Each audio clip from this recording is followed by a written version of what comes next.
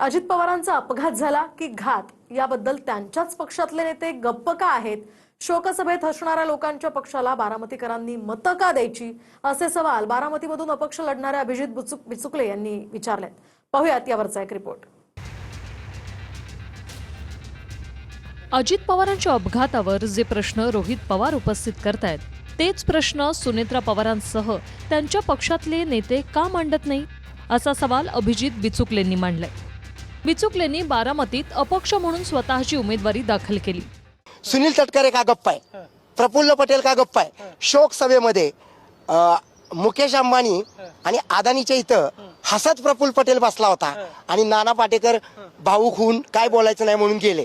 प्रफुल्ल पटेल हसतायत, त्यांचा नेता मेलाय आणि ते हसतायत, हे प्रश्न पडत नाहीत का? मग अशा हसऱ्या नेत्यांच्या पार्टीचा उमेदवार विजय करायचा, हा प्रश्न बारामतीकरांकडे आहे. कारण बारामतीतला नेता असू दे, राहुल गांधी असू दे, अभिजित बिचुकले असू दे, इथं शाय लावल्याशिवाय कुणीही मोठं होत नाही. त्यामुळे ह्या देशाचा मालक, बारामतीचा मालक हा जनता आहे. आता जनतेला शहाणं करण्याच्या पलीकडे मी काही करू शकत नाही.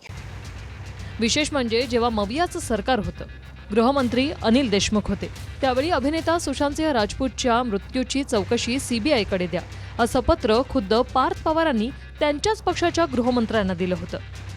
जेव्हा सुप्रीम कोर्टानं तपास सीबीआयकडे दिला, त्यानंतर पार्थ पवारांनी सत्यमेव जयते असं ट्विटही केलं.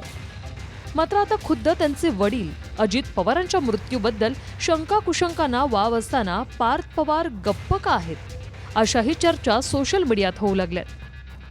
एकच व्यक्ती बोलतोय घातपात झालाय आणि वहिनी सह सगळं राष्ट्रवादी गप्प आहे. दादांच्या गोष्टींबद्दल बोलण्यासाठी त्यांनी मोठी केलेली लोक जर मुग गिळून गप्प बसलेत तर मी पवार फॅमिलीच्या एका फुटक्या पैशाला मिंदा नाही. Bureau report, TV9 Marathi.